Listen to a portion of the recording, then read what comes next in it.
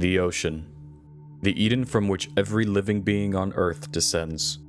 A stronghold so vast that even now only 26% of the seafloor has been mapped out using modern sonar.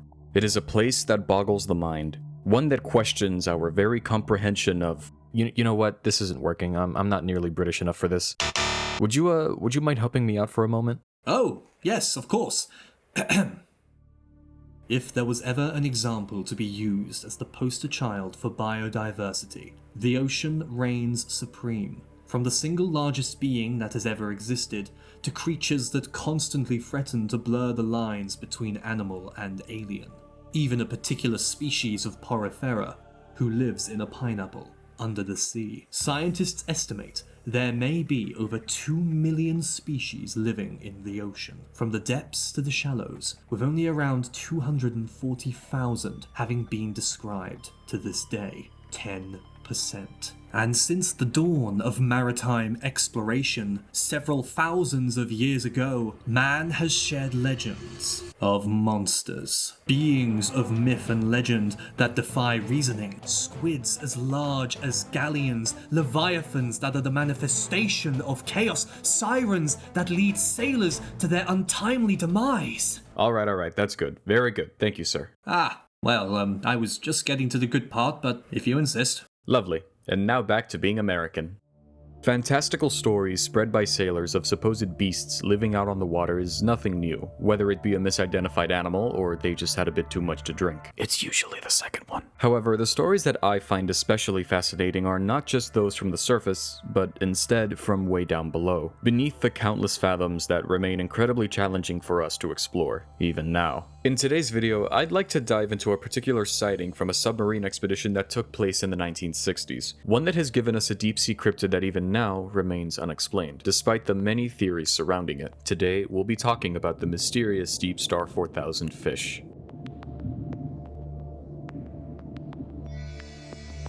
The Deepstar 4000 itself was a DSV, a deep submergence vehicle that was constructed in 1965 and completed over 500 dives prior to its retirement only 7 years later in 1972. This class of underwater vessel differs from a submarine as you may know it in that it's meant for shorter dives with smaller crews, sometimes even being remotely controlled, whereas submarines are far bigger and can have crews of over 50 people. The vehicle was designed in collaboration with Jacques Cousteau, a legend in the world of deep-sea exploration and diving. And by legend, I of course mean he literally invented scuba diving, or at least the modern version of it. I'm sorry if this is like common knowledge or something, but I genuinely had no idea who this was until researching for this video, and knowing that such a famous individual is connected to this fairly niche cryptid sighting is just, it's pretty neat, I think. The Deepstar was designed to hold a maximum of 3 people, a pilot and 2 observers, and was originally planned on being able to descend 12,000 feet down, until some manufacturing complications arose regarding the construction of the hull. As a result, its maximum depth rating decreased to around 4,000, hence its name.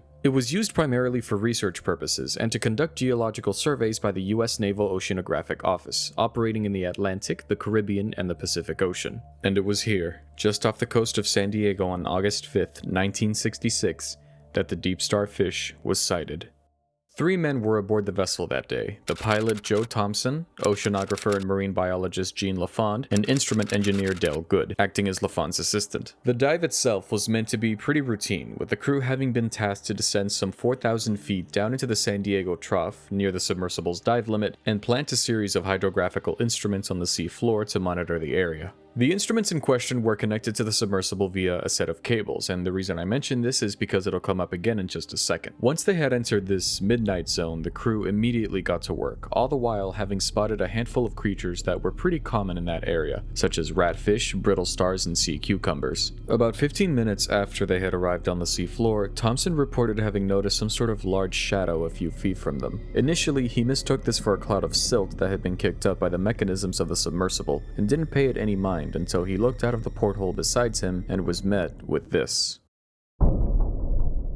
An eye that he claimed was, quote, larger than a dinner plate. In shock, he continued to watch this entity cruise by, having caught sight of a gill plate followed by a pectoral fin that he estimated to be around 2 feet in length. The fish had apparently approached from the port side of the vehicle. Thompson noted that it seemed to purposely avoid the floodlights that shone in front of the submersible. As the fish swam past, he watched as rows and rows of mottled gray-black scales the size of coffee cups lined the animal's body, with larger ones concentrated to the anterior portion of the fish. What really struck Thompson was the sheer size of the animal, measuring around 25 feet at the very least, possibly more. To put that into perspective for you, that's about as long as a whale shark, the largest living species of fish. As it passed, he reports having been able to catch a good view of its tail, which he described as having several caudals jutting out that were ragged and serrated. He specifies that it didn't seem like the tail of a shark or a sea bass, but rather reminiscent of the prehistoric coelacanth, which he admittedly had only seen in illustrations. The entire encounter only lasted around 8 seconds before the animal turned, its size kicking up a cloud of silt from the ocean floor before it swam away into the darkness, never to be seen again. Thompson's first instinct as a photographer told him to turn the submersible around and chase after it to try and grab a picture using the cameras on the sub. There was one small problem though.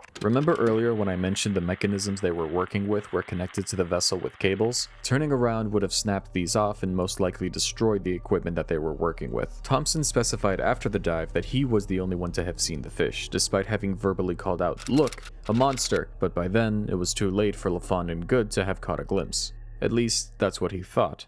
In a separate interview, LaFond stated that he did indeed see the fish at the time of the incident, and if you want my honest opinion, I kinda believe him. See, LaFond was actually super hesitant to come forward with this story out of fear of being ridiculed by his colleagues. That is, until another photographer named John D. Isaac captured a photograph of a particularly enormous sleeper shark that he described as a marine monster. This discovery gave LaFond the confidence he needed to finally come out with the story a whole 6 months after the incident took place. So, what was it?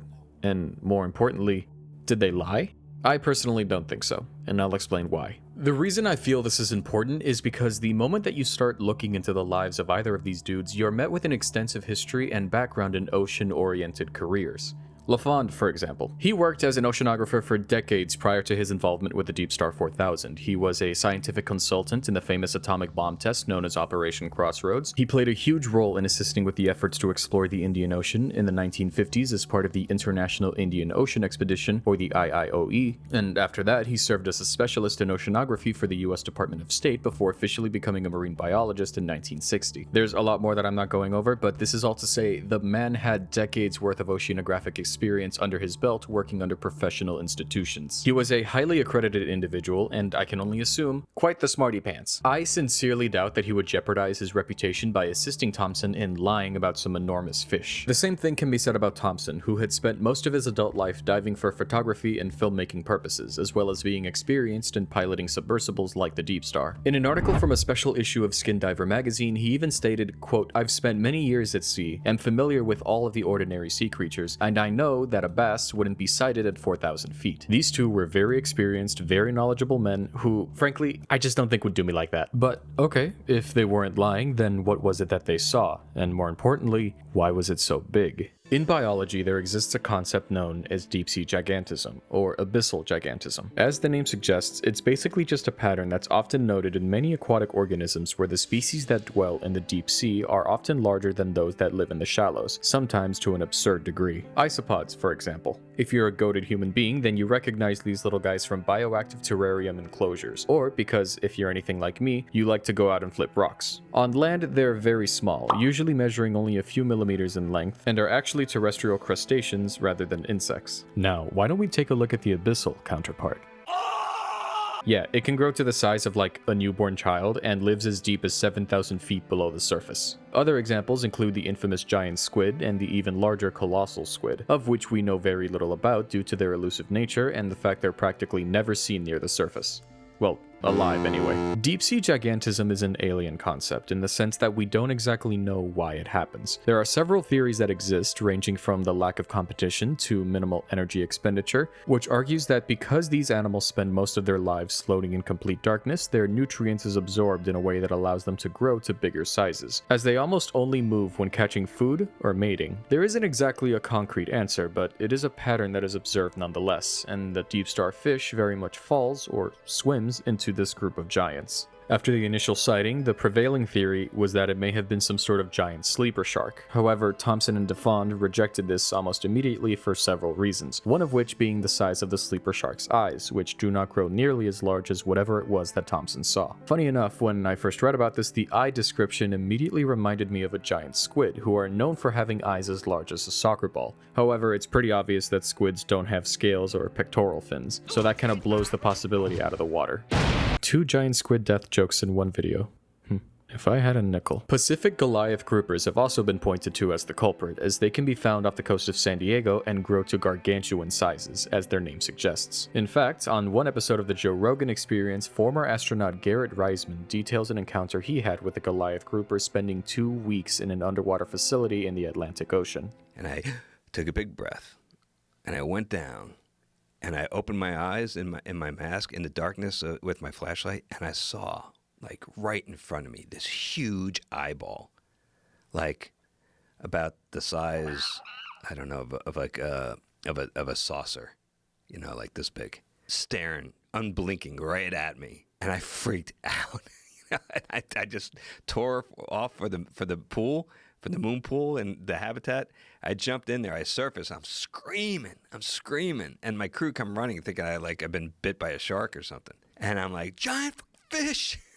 And What was it? It was a Goliath grouper. Despite the similarities, these animals are known for living in shallower waters, hardly ever venturing out into the deep, much less 4,000 feet down. So, it isn't a sea bass, it couldn't be a sleeper shark, and it's not a Goliath grouper. Are there even any fish out there that could possibly fit the description of the Deepstar cryptid? Ladies and gentlemen, meet the Yokozuna slickhead, the largest known teleost fish living in the deep sea. Having first been described in 2021, making it a very new species, it is an animal that lives exclusively in the abyss, making it very difficult for us to study. The first specimen was actually discovered in 2016, while a team from the Japan Agency for Marine Earth Science and Technology were conducting surveys in the Suruga Bay, and its description is nearly identical to that of the Deepstar, possessing mottled black scales, an enormous eye, and a very large tail fin. Yes, it was discovered in Japan, but it's believed these animals are built for traveling long distances, so having a population near the San Diego Trough isn't out of the realm of possibility. Knowing all of this, it's practically a shoo-in for the Deepstar 4000 fish. You know, that's a wrap. We've cracked the case, it's over, we've found our fish, right? That's the end of the video. Like and subscribe if you want to see more. My name is Kingfisher. At least it would be if the largest specimen discovered to date wasn't only about 8 feet in length. Now, yes, this is still a huge fish, but it is nowhere near the 25-foot plus measurement that Thompson had originally described. So while this slickhead may not be the exact fish that was seen on that day, it's entirely possible that the Deepstar cryptid could be related to this family of fish in some way. Perhaps it was just an unusually large specimen of Yokozuna, decades old, with the quote-unquote caudals hanging from its tail fin, possibly being parasites of some sort, much like the slickhead in this video has all over its body. Or maybe its tail was all shredded up from years of competition with other fish, or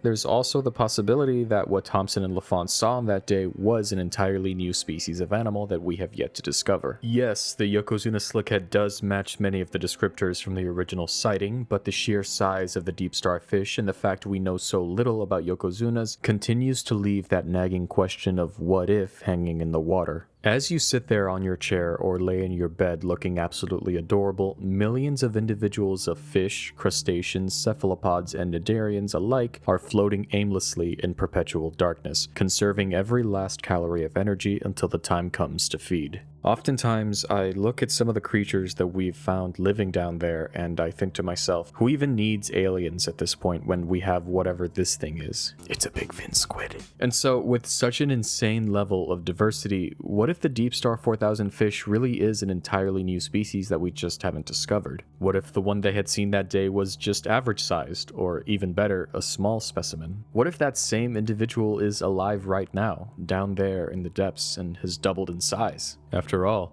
there's always a bigger fish, right?